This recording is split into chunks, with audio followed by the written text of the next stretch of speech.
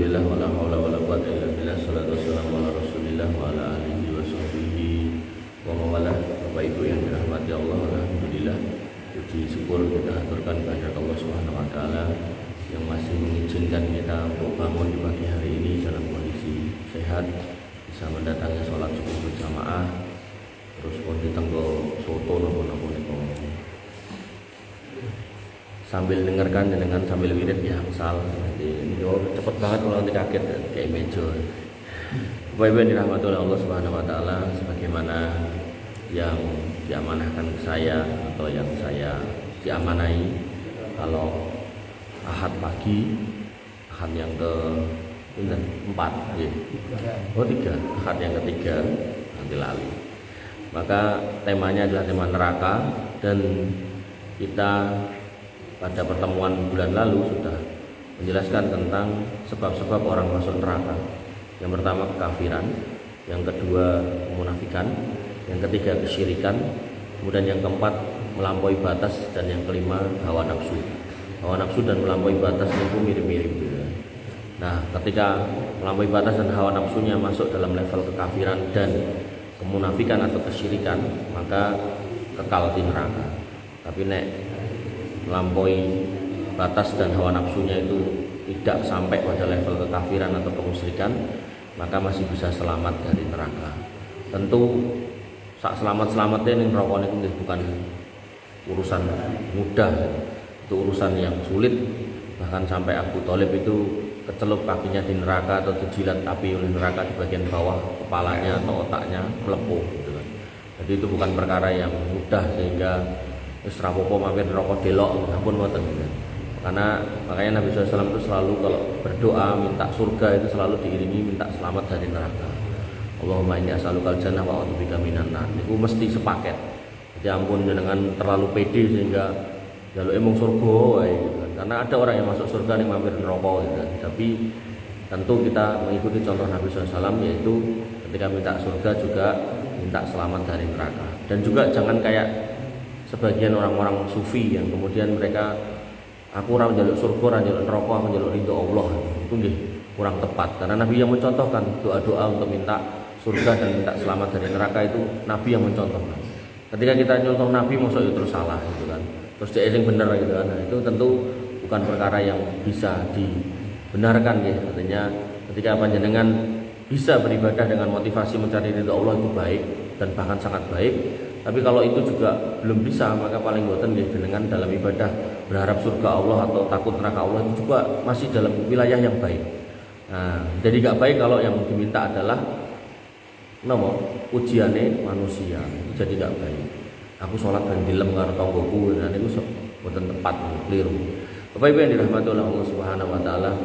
Kemudian pada pagi hari ini yang mau saya jelaskan yang pertama yaitu Nabi SAW menjelaskan bahwasanya atau mengatakan bahwasanya neraka niku cedak nganggo banget gitu kan. Nabi mengatakan al jannatu aqrabu ila ahadikum min siraqi na'lihi wan naru mislu dzalik.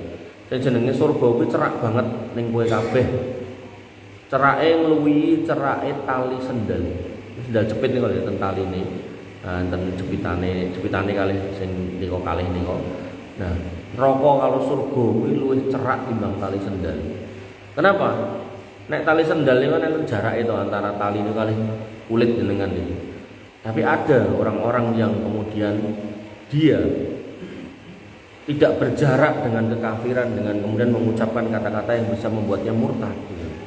Sebagaimana wanita yang tadinya bukan siapa-siapa dengan ucapan saya terima nikahnya si Fulan binti Fulan, si Fulanah binti Fulan dengan mas kawin sekian itu menjadi halal. Maka ada sebagian orang yang kemudian mengucapkan kata-kata yang bisa mendatangkan murka Allah Subhanahu wa taala, yang pada akhirnya bisa membawa atau menjatuhkan dia ke dalam neraka.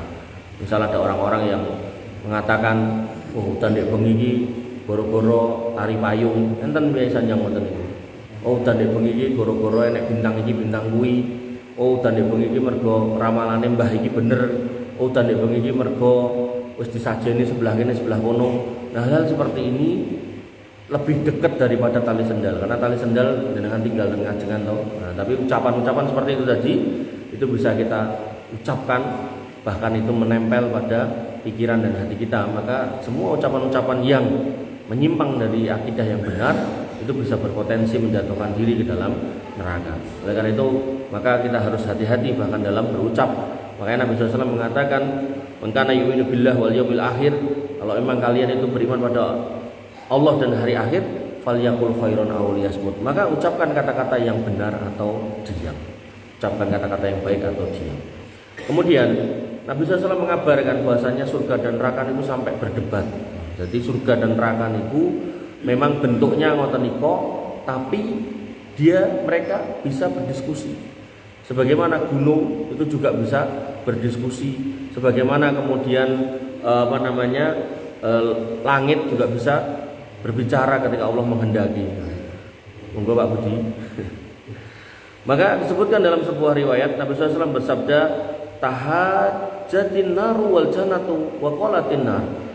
Surga kalian neraka niku dur-duran. Neraka mengatakan, "Uristu bil mutakabbirin wal mutajabbirin." Aku ki dicepake dinggo wong kemaki-kemaki karo wong sombong-sombong. Wa qalatil jannah, "Famali la yadkhulni illa du'afa'un nas wa saqatuhum wa ajzuhum." Nek aku, lah kok mung dileboni wong-wong sing lemah, wong-wong sing dianggap sepele, wong-wong sing dianggap hina kalau masyarakat gitu. Jadi orang-orang yang dianggap tidak punya kedudukan, mungkin yo mergo ora didit, mungkin yo ora dipangkat, mungkin yo sekolahnya ora dhuwur gitu kan, mungkin yo ora dadi dokter, ora dadi pilot, dadi koyo ora dianggap. Jadi surga merasa seperti itu. Faqala Allahu lil jannah, maka Allah Subhanahu wa taala mengatakan pada jannah, pada surga, "Anti rahmati arhamu biki man asya'u min ibadi." Orang ngono, kowe kuwi rahmatku. Dinggo sapa? Dinggo hambaku sing tak rahmati, sing tak senengi, sing tak karepi. Nah, jadi siapapun yang masuk situ nggak harus disifati kayak sebagaimana klaim surga, yaitu orang-orang lemah, orang-orang sepele, orang-orang yang dihina, orang-orang yang termarginalkan boten. Tapi Allah nyatakan nek sing mlebu ning nggon jeromu, sing bakal tekan ning nggon jeromu kuwi hambaku, mergo pinangka netakake rahmat. Tur hamba kuwi hamba sing tak senengi, sing tak karepe. Jadi mboten sembarangan wong. Artinya ya bisa orang kaya masuk situ, bisa pejabat masuk situ, bisa polisi, bisa tentara, bisa dokter masuk situ, bisa pilot juga, dengan catatan uiddat lil muttaqin, mereka orang-orang yang bertakwa. Ngoten. Jadi enggak kudu randuwe, enggak kudu dadi wong susah untuk masuk surga. Kemudian waqala linnar, kemudian Allah berfirman untuk neraka, "Anti adabi, kowe kuwi adabku, wa adibu bika man asya." Engko tak dadekke adab dinggo sapa wae sing tak karepke min ibadi saka hamba-hambaku, walikulli wahidatin minkum mil'uha. Jadi surga juga sama, orang mung wong kemaki-kemaki tok. Mungkin nek wong ora kemaki tapi kafir. Mungkin nek wong ora duwe tapi yo kafir. Ya apes banget kalau kayak gitu. Wis ning donya susah, cemplungin rokok sisa gitu kan. Maka dalam hal ini Allah pastikan bahwasanya kamu menjadi adabku buat orang-orang yang aku kehendaki dari hambaku. Jadi hamba di sini dalam artian sebagai umat dari Allah Subhanahu wa taala, dari ciptaan Allah Subhanahu wa taala. Nah, ning walikulli wahidin minkum mil'uha. Terus kowe kabeh bakalan diiseni. Jadi mesti enek isine. Ini menunjukkan bahwasanya manusia itu pilihannya kalau enggak ke surga ya ke neraka. Wis tit niku. Makanya ada seorang ulama ketika ditanya, hukum ini apa, hukum melakukan ini apa, melakukan itu apa, maka ulama itu bertanya balik, saya tak tekoki, kira-kira kuwi marai kowe nyemplung surga apa nyemplung neraka? Nek surga sisih ngendi? Nek memang tenan marai nyemplung surga, contoh misal nyawer napa niku lho, nyawer sinten? Nah, nyawer penyanyi niku nek jenengan sadurunge ketemu ustaz kok dalile, paling gampang mengtanyakan diri jenengan. Kira-kira nek aku nyawer penyanyi sing kae wonge nggo klambi mesti ya pating pecotot ngono kae gitu kan. Kira-kira kuwi marai mlebu surga apa ora? Mlebu surga ora Pak Joko nek nyawer ngono kae. Iku pertanyaane ngono lho. Nek jenengan bingung kuwi marai nyemplung neraka apa ora, saiki pertanyaane iku kira-kira iso marai nyemplung surga apa ora? Neraka. Enggak, sadurunge jenengan jawab neraka, makan kadang wong bingung. Mosok nyemplung neraka wong ngekeki wong kok mosok sedekah ning wong kok neraka. Nah, saiki pertanyaane kira-kira mari nyemplung surga apa ora gitu. Enggak. Kalau udah enggak ya mesti sebaliknya, ngoten lho. Jadi jangan kemudian bikin candaan yang abu-abu. Karena pilihannya nggih namung satu di antara dua, nang neraka apa nang surga. Ngoten Pak. Makanya dalam bab sedekah itu nanti ada orang yang didatangkan ketika persidangan itu dimulai di hari kiamat, salah satunya wong sing sugih gaene sedekah. Terus diduduhke harta kekayaan iki lho kowe mbiyen duwe usaha iki, duwe bisnis iki ngene kowe sedekah rene-rene bener ora? Bener gitu kan. Leres betul. Kemudian Allah mengatakan kepada orang ini, kira-kira kamu dulu dengan itu apa yang kamu mau? Kata dia, semua jalan untuk sedekah. Gampangane anggar kok tak infak enek bolongane, mesti kula lebeti. Anggarane proposal mampir omah kula kei. Pokoke ngendi wae kula ewangi, sapa wae njaluk kula tulungi. Dan niat saya adalah lillahi ta'ala. Tapi kata Allah napa kadzabta, dusta. Kamu dusta, kamu melakukan itu supaya kemudian ayyukola supaya kamu disebut sebagai jawadun wong sing dermawan. Dadi jenengan infak ning niate ben diarani wong dermawan niku kleru. Napa meleh nyawer. Lho ngoten lho. Cara mendudukkan hukum niku. Dadi nek infak ten kotak infak niku kan jane wis apik niku. Ning pengarep-arepe ben diarani wong lomo, wong dermawan niku pun kleru. Napa meleh niki sing diinfaki dudu bojone. Nah, makane jenengan nek ningali nek piyai jaler do nyawer, enek bojone mesti rata-rata bojone nesu gitu kan. Enak sing nganti juncali kursi barang kok gitu. Nah, itu menunjukkan bahwasanya perbuatan itu tidak ma'ruf, tidak dikenal baik di kalangan manusia yang otomatis orang mungkin marahin nyemplung surga. Nah, itu loh. Maka yang paling baik ya apa yang jenengan dapatkan dari hasil usaha kerja jenengan, nafkahkan ke anak istri, kok jenek turahane inggih dulur-dulure barangkali enten adike napa mboke sing susah, sing butuh dibantu ditulung, kok yo turah meneh ya silakan kepada tetangga, masjid dan seterusnya. Bapak Ibu yang dirahmati oleh Allah Subhanahu wa taala, sehingga dalil ini mengkonfirmasi bahwasanya orang kaya, orang miskin bisa masuk surga juga bisa masuk neraka. Wabil khusus keimanan dulu itu yang kemudian menjamin masuk surga dan kekafiran itu yang menjamin masuk neraka. Kemudian ternyata untuk sampai ke neraka niku enten dalane. Dalane itu yang disebut dengan sirat. Bentuknya pripun kata Nabi SAW, summa yu'ta bil jasri. Kemudian didatangkan jembatan. Fayuj'alu baina dhuhrai jahannam. Kemudian jembatan itu dibentangkan di antara punggungnya neraka. Jadi neraka niku bolongan gede, joglangan gede, lalu itu terus ditumpangi retek bluk. Nah, itu yang disebut dengan sirat. Kemudian kulna ya Rasulullah, kami bertanya atau berkata ya Rasulullah, wamal jasru. Terus niku jembatan niku maksudnya pripun atau kondisinya seperti apa? Qala kata Nabi SAW, madhadotun mazillatun alaih. Di situ bentuknya jembatan itu licin dan menggelincirkan. Jadi wis lunyu mare wong kepleset. Kemudian dikatakan alaihi khototifu wa kalalilu. Di atasnya itu ada besi-besi pengait dan kawat-kawat berduri. Jadi wis kretek, lunyu mare kepleset nyemplung ngisor, terus enten wesi-wesi sing nyantol kados pancing niku. Dan mesine niku ora mau meneng tok, nyaut-nyaut ngoten niku. Dadi nek ra hati-hati kesaut gitu kan. Kemudian wahasakatun mufaltohatun laha saukatun ukoifau takunu binajdin yuqalu laha as-sa'dan. Kemudian pengait itu ujungnya bengkok bagaikan pohon berduri yang ada di Najd, kota di Arab sana, yang pohon itu dikenal dengan sa'dan. Jadi enten pohon sing akeh kebak rine niku sing saged mangan wit niku namung unta, karena unta niku diciptakan oleh Allah Subhanahu wa taala hidup di padang pasir, bisa nyimpen air dan bisa makan tanaman yang tumbuh di padang pasir. Tanaman yang tumbuh di padang pasir niku biasane nggih tanaman sing akeh rine ngoten niku. Nah niku unta niku saged ngrikiti ngoten niku, mangan ngoten niku, kemah-kemah ngoten niku. Nah, maka diibaratkan seperti pohon itu. Jadi nek jenengan nek ten Jawa napa nggih, wit sing sak nggon-nggon nek rine lho, betul apa, Pak? Hah? Bidara. Nek ngertos jenengan tanaman bidara niku. Iku sanggon-gon enek rine niku. Jenengan ra mboten hati-hati kecentol itu. Nah, maka ngoten niku. Dan kemudian dalam hadis yang lain Nabi menegaskan tentang keberadaan pengait tadi, dikatakan wa yudrabu jisru jahannam. Qala Rasulullah sallallahu alaihi wasallam ka'akunu awwala may yujizu wa du'aur rusul yauma idin Allahumma salim salim.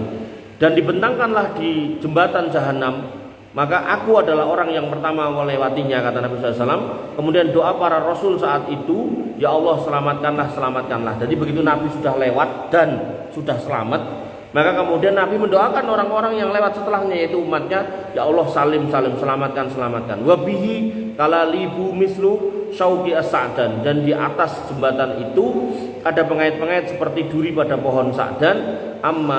Amma ra'aitum sauqa as-sa'dan, apakah kalian pernah melihat tanaman sa'dan? Qalu, kata para sahabat, bala ya Rasulullah, nate ya Rasul. Qala, kata Nabi SAW, fa innaha mislu sauqi as-sa'dan ghairu annaha la ya'lamu qadra idomiha illallah fatahtafu annas bi a'malihim, rawahul Bukhari. Dan kemudian kata Nabi SAW, ketika sudah bertanya kalian pernah melihat itu, kata para sahabat pernah. Maka Nabi SAW kemudian mengatakan, maka tidak ada orang yang tahu gedene ukurane pancing ini cantolnya segede nopo kecuali Allah Subhanahu wa taala. Maka dia akan mencantol manusia sesuai dengan amalnya. Artinya ini amale bener-bener rusak ya, terus kecantol. Nah, kecantol ini gue cemplungin rokok. Maka orang-orang yang tidak kecantol itulah yang selamat.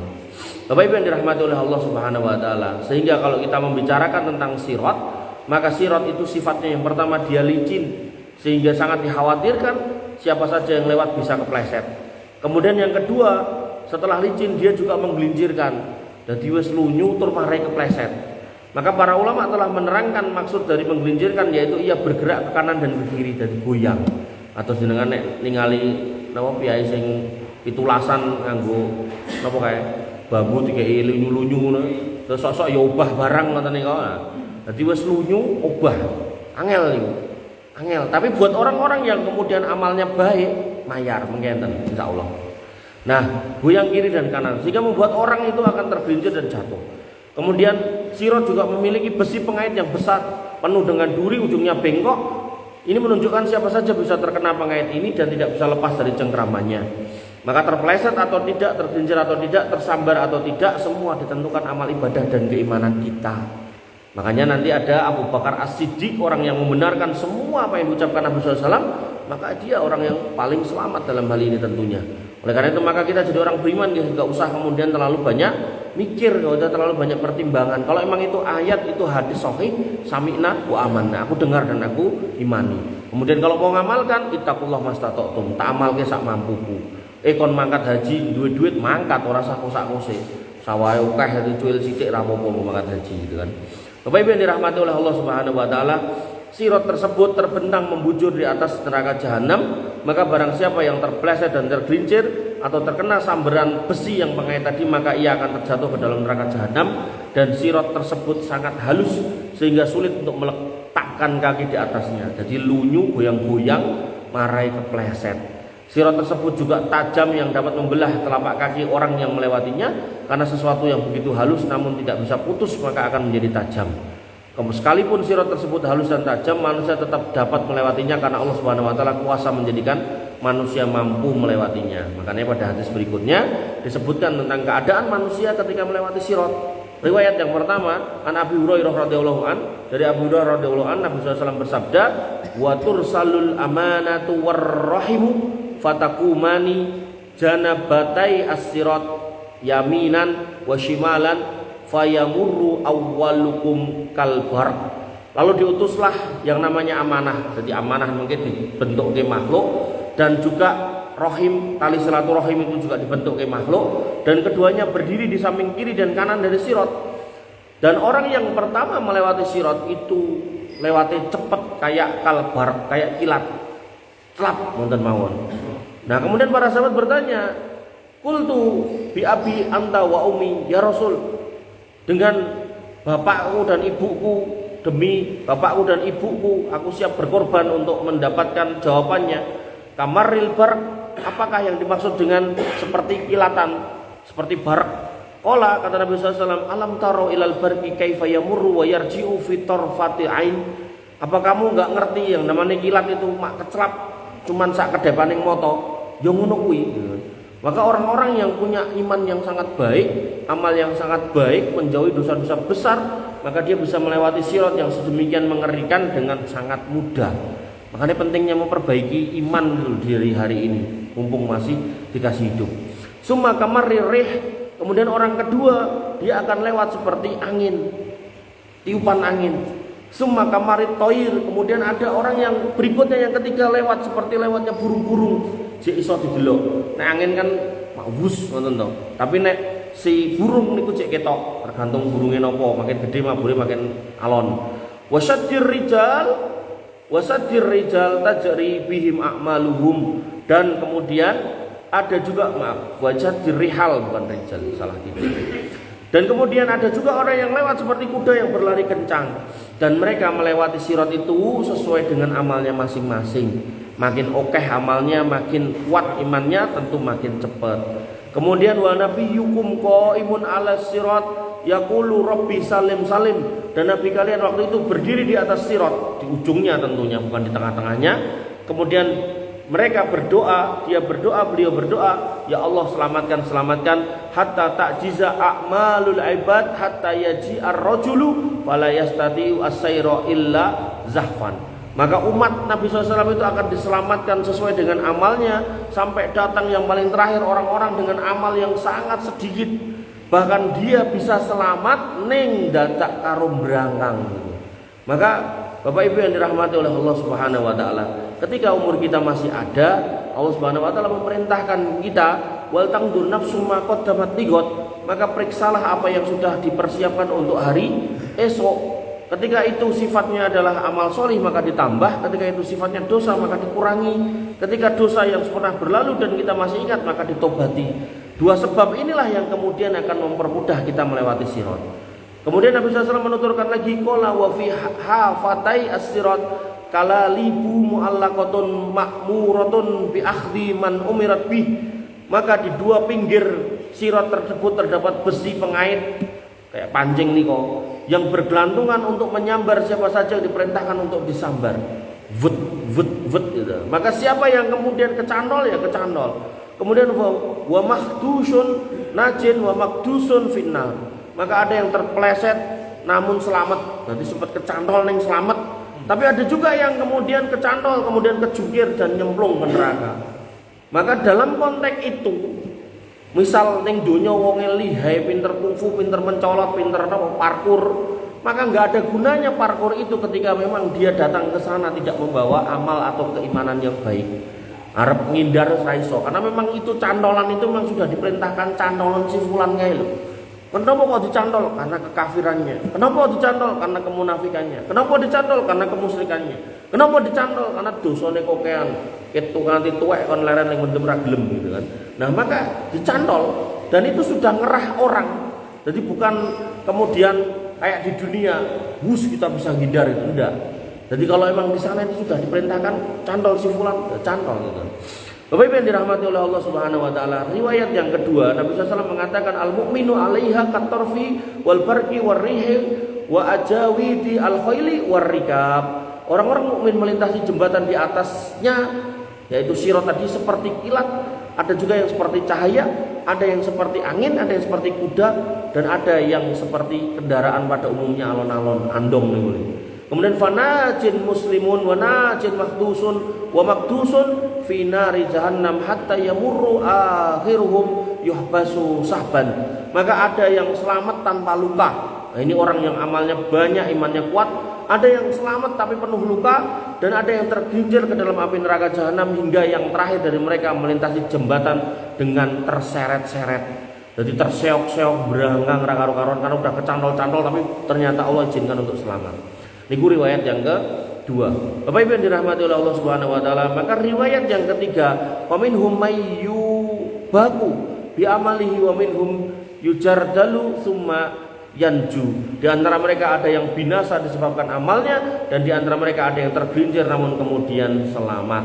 Riwayat yang keempat, wa yudrabu as-siratu baina dhahrai jahannam, dan dibentangkan sirat di atas permukaan punggung neraka jahanam, fa akunu ana wa ummati awwala may yujizu, maka aku dan umatku menjadi orang yang pertama kali melewatinya. Wala yatakallamu yauma idzin illa rusul, dan tidak ada yang bisa berbicara ketika urusan sirat ini kecuali para rasul. Wa ta'war rusuli yauma idzin Allahumma salim salim, dan para nabi itu mengucapkan doa untuk umat-umatnya, ya Allah selamatkan selamatkan selamatkan.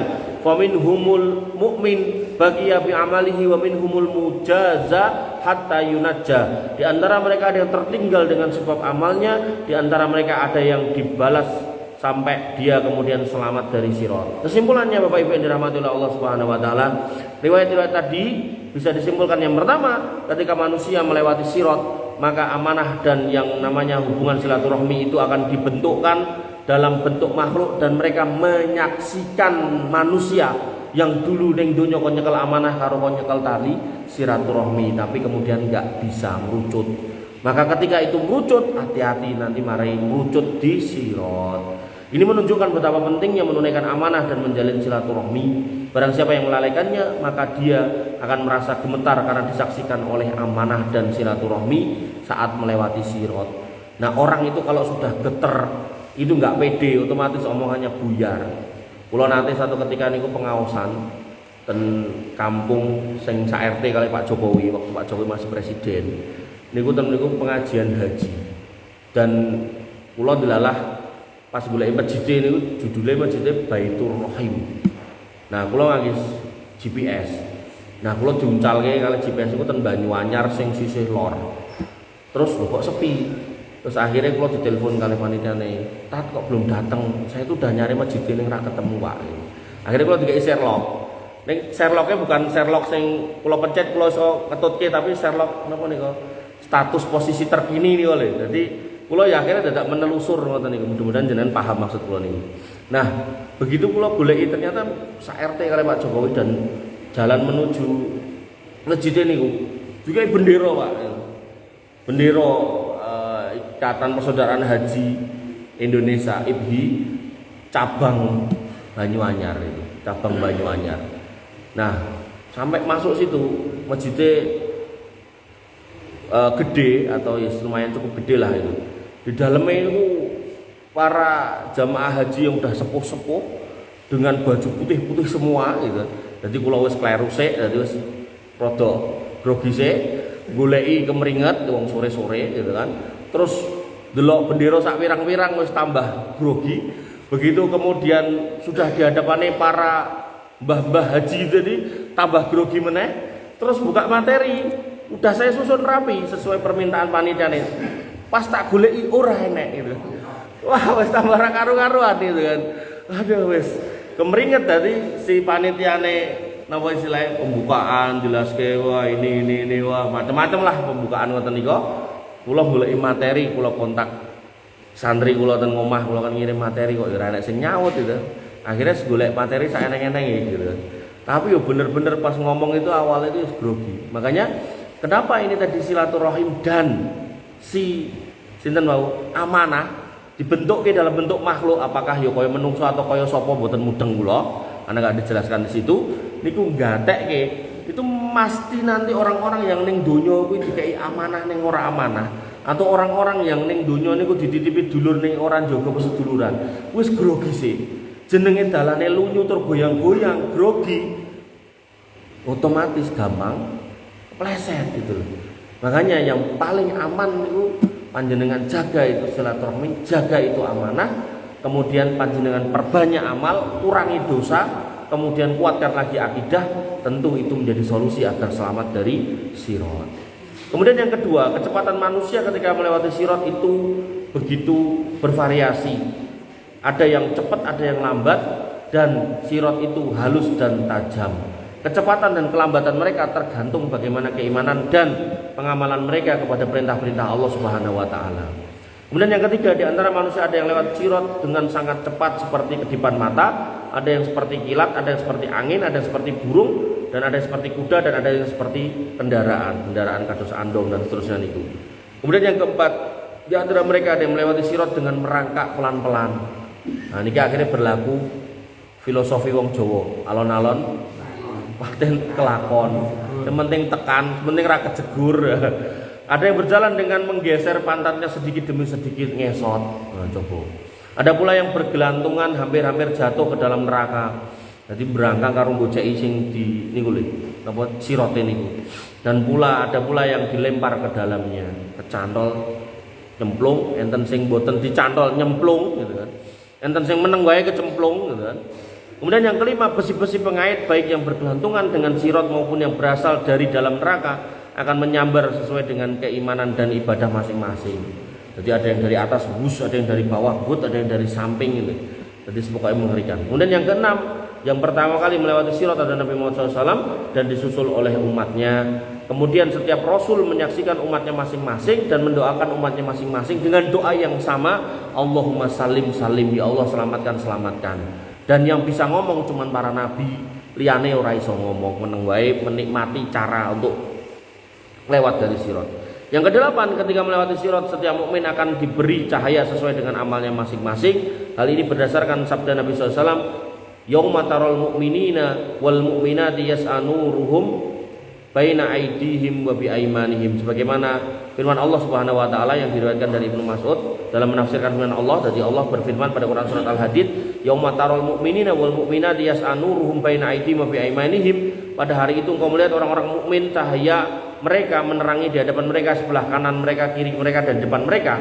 Ini menunjukkan bahwasanya ternyata sirot iki wis lunyu goyang-goyang peteng. Wong jenengan nek misal lewat galengan yang mboten enten cahaya bulan ini iso keblekuk-blekuk, padahal galengan yang mboten obah mung lunyu mergo kena udan gitu kan. Maka sirot iki wis lunyu goyang-goyang, enek sing nyantol-nyantol peteng sisan. Nah, maka Ibnu Mas'ud ketika ditanya tentang ayat ini, Quran surat Al-Hadid ayat 12, beliau mengatakan mereka melewati sirot sesuai dengan tingkat amal mereka, dan di antara mereka ada cahaya seperti gunung, ada cahaya yang seperti pohon, ada cahaya setinggi badan, dan yang paling sedikit cahayanya sebatas menerangi kakinya agar bisa melangkah, sesekali nyala sesekali padam. Dan apes melih niki wong munafik. Wong munafik niku covernya Islam, tapi atine anyel banget karo wong Islam. Sosok lambene yo elek banget ning wong Islam. Sehingga nanti begitu dia mau melewati sirot, dia guyang-guyu rumongso dianggap wong beriman, dikei cahaya sisan rumongso kaya wong beriman. Begitu melangkah sampai tengah, lampune cahayane dipadam dhek panik. Makanya pentingnya sekali lagi punya iman yang tulus, Pak. Iman yang benar-benar murni, tidak suka komentari soal agama yang negatif-negatif. Pokoknya anggar ngerti sami'na wa atokna, sami'na wa amanna, anggar sanggup nglakoni ya itakullah mastata'tum, nek urung sanggup ya disabari, didongani, muga-muga dikei dalan kemudahan supaya bisa menjalankan syariat Islam sesuai dengan yang diperintahkan. Pun mboten mawon dadi wong Islam. Mboten usah kok kan komentar. Dadi wong misal enten wong kurbane wedhuse sungune gede banget. Wedhus kok sungune sakmono gede niku wedhus kok kebo gitu. Mboten usah, Pak. Wis pokoke anggar sah beleh gitu. Angger didumi ya dipangan, ora usah dikomentari. Daging sapi kok kudune abang kok putih, jojo sapi glonggongan, wong jenengan ya ora ngerti lek glonggong kapan lho.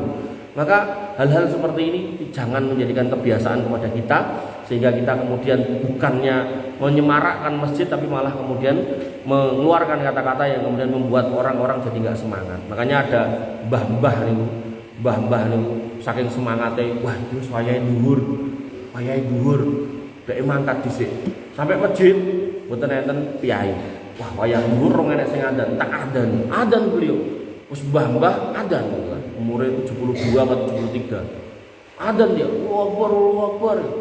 Begitu singkat kita wis rampung gitu kan. Dicedhaki karo cah nom. Dilok kowe. Mbah, jenengan mau ning adan kecepatan sak menit, Mbah. Akhirnya mbah ini cerita kali kula cerita niku terus ngomong, sabar kuwi Mas. Nganti saiki aku gah adan. Coba. Jadi bukannya kita kemudian menyebabkan orang termotivasi untuk ke masjid nih mare mutung gitu. Makanya jangan sampai kita menjadi orang-orang sing suka ngomentari orang lain nih, kita lupa introspeksi diri gitu. Kalau memang orang lain jelas-jelas salah, dalam arti salah yang fatal, monggo nggih. Artinya ngeten nih, nek mau kecepatan semenit, cara adzan iki anggaplah niku 2 menit, berarti kan kok pas rampung adzan ya wis mlebu wayahe to, ngoten lho. Kan mboten pas adzan Allahu Akbar terus langsung do salat karo adzan berjalan kan mboten to. Maka dalam konteks hal-hal seperti itu yang bisa dimaklumi, bisa diringankan, bisa dimudahkan, bisa digawe legowo, ampun terlalu kaku, mungkin tak marahi piyai-piyai ini kabur dari masjid. Bapak Ibu yang dirahmati oleh Allah Subhanahu wa taala, mungkin ini dulu yang bisa saya sampaikan yaitu terkait sirat. Mudah-mudahan menjadi sebuah ilmu yang bermanfaat buat kita semua sehingga panjenengan dan saya khususnya bisa makin semangat dalam beribadah kepada Allah Subhanahu wa taala, meneguhkan keimanan lagi, mengurangi dosa-dosa, banyak-banyak bertobat karena salah satu pintu surga itu adalah pintu tobat. Maka ketika tobat ini kita lazimi, kemudian amal kita tambahi, akidah kita kuatkan, insya Allah aku yakin sirat sing angele kaya ngono insya Allah bisa dilewati dengan mudah. Tapi nek umpami dosane malah ditambahi, amale malah dikurangi, akidah diurak-arik malah rusak, maka insya Allah begitu ndelok sing jenenge amanah kalih sing jenenge silaturahmi ngadeg ten mriku wis gemeter karo-karuan, mungkin yo karo ngompol barang, otomatis melaku di atas sirat menjadi sulit dan potensi untuk kecemplung semakin besar. Kurang lebihnya saya mohon maaf. Alafu minkum. Subhanakallahumma bihamdika asyhadu an la ilaha illa anta astaghfiruka wa atubu ilaik. Assalamualaikum warahmatullahi wabarakatuh.